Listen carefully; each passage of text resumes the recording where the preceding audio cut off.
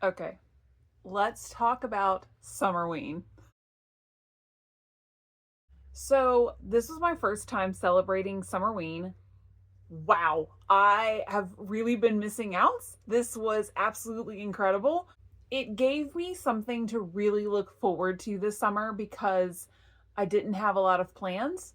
There's a lot of stuff that I need to stay home for, so there's not a lot of vacation this year.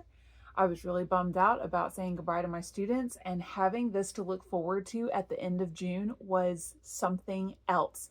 I planned out a reading list, I planned out recipes, I planned out decorations, I planned out outings with my friends. It was absolutely insane. And to be honest, I loved it so much. But on June 22nd, on Monday, when I was actually supposed to do like the epitome of Summerween, I was so burnt out. I was so tired from the previous like week and a half, 2 weeks, that I kind of really didn't do anything on actual June 22nd. And now I've seen a bunch of YouTube videos of people who are starting their Summerween. There's a bunch of YouTubers who are doing a Summerween readathon in July, which didn't make any sense to me at all. Summerween is definitely in June. It doesn't have to be June 22nd, but that's my take. It's definitely in June. Christmas is July.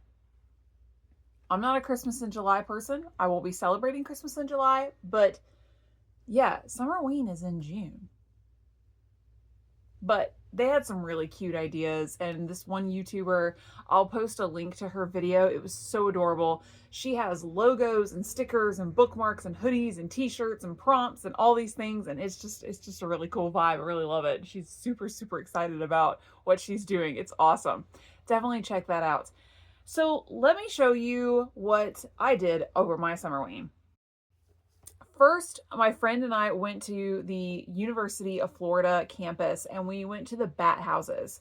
If you don't know, UF campus in Gainesville has two giant houses on stilts where a massive colony of bats live. And it is pup season right now, which means that you can hear these tiny little baby bats squeaking hysterically in these houses. And every single night, right after sundown, the adult bats, emerge from the bat houses, and they take off in flight. And it's crazy. They are absolutely everywhere. And I mean, there's just so many of them. Like it melts your mind to see how many bats there are coming out of these houses. Like, how do they all fit? I mean, aside from the fact that they're tiny, but it's unreal. My friend Sandy had never been before, so it was great to expose her to that. She thought that was absolutely cool, and we had the best time together, laughing hysterically and freaking out over the bats. There's always like a huge group of people that turn up every single night for this.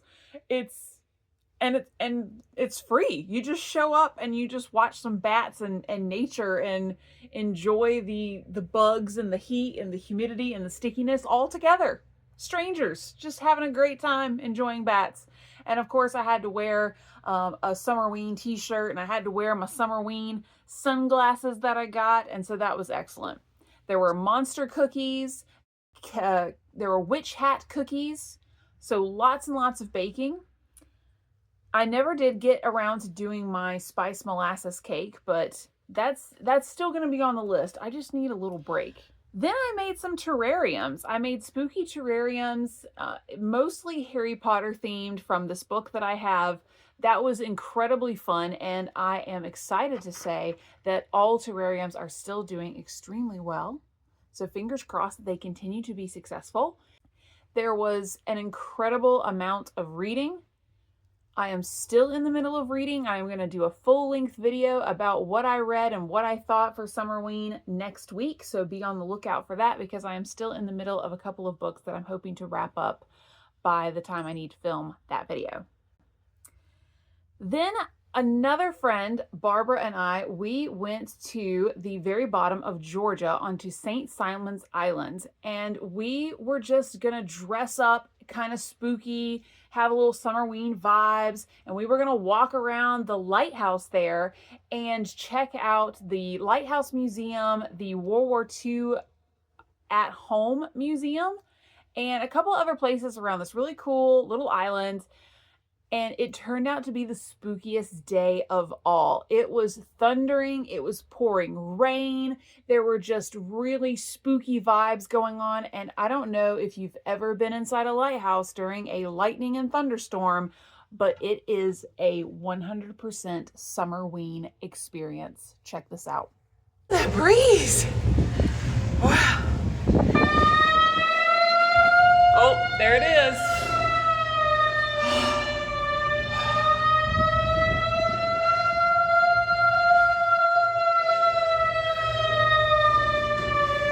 We gotta go now. Hi!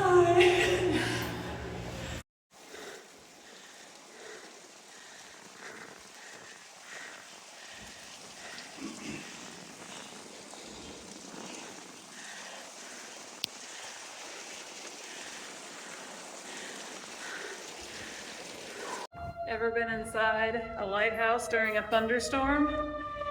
It's wild. Oh my gosh. I look like I just went on some crazy all-nighter in Savannah. Oh, Lord.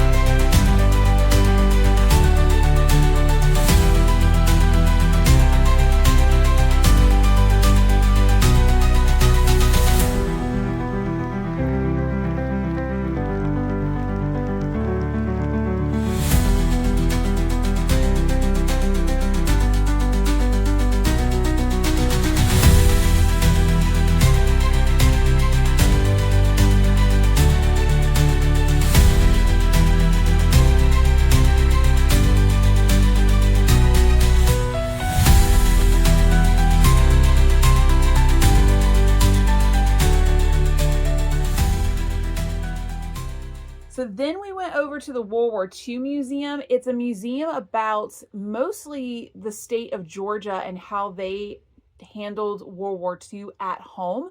So it taught you about what life was like in the United States with the soldiers away and the rations and uh, the St. Simon's Island is very close to a naval base, so it had a lot to do with that as well. They had a lot of really cool interactive exhibits that provided you as much of a firsthand experience as you could have of what that time period is like.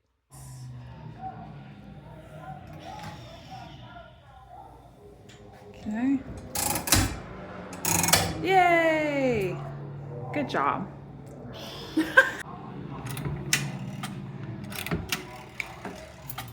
Now dial. Now I have to dial? Yeah, you have to pick it up first. Oh.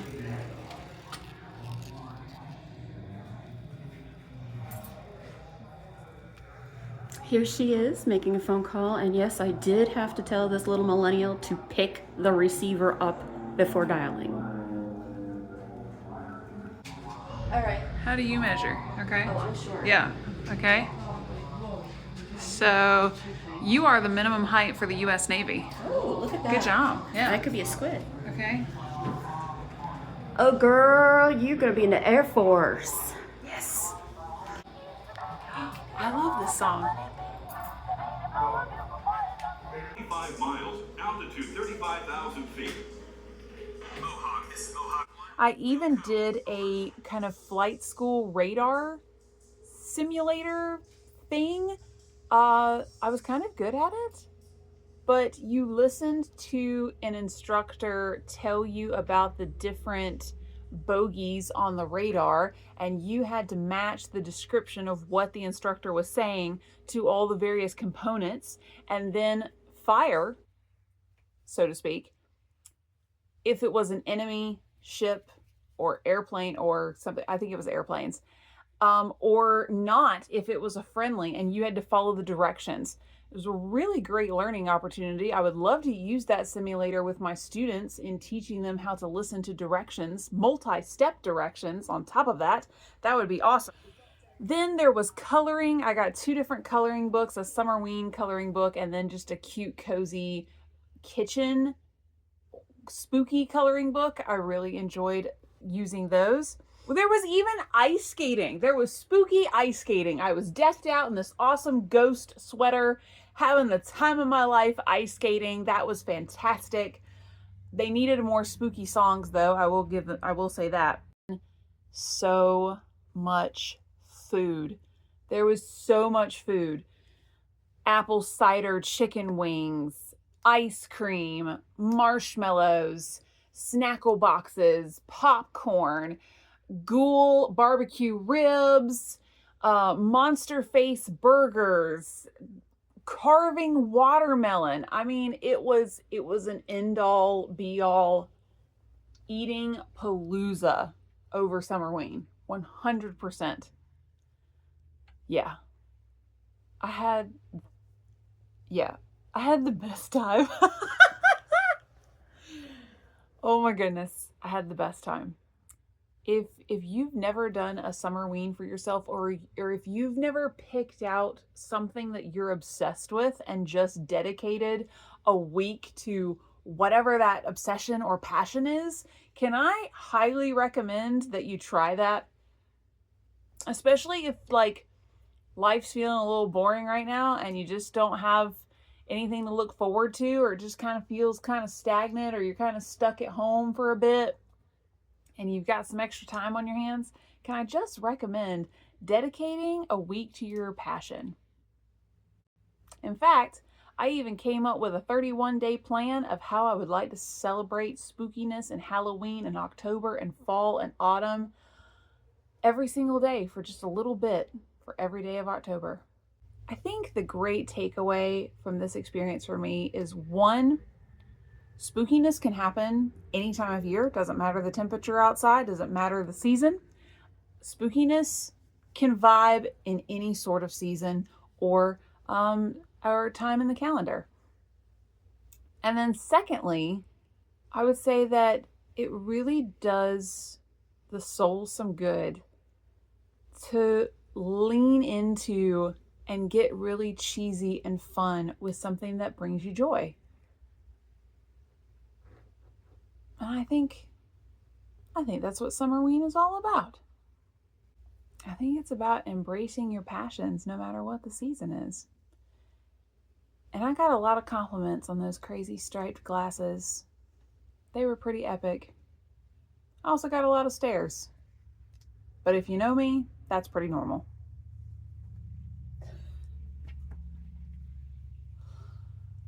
So yeah, I hope you had an excellent Summerween experience if you decided to celebrate. If you didn't, like I said, there are some YouTubers that are going to be celebrating in July, and they are very excited about what they're doing. But I think as of right now, at least for just a little bit, we're kind of Summerweened out here, and we're going to take a break.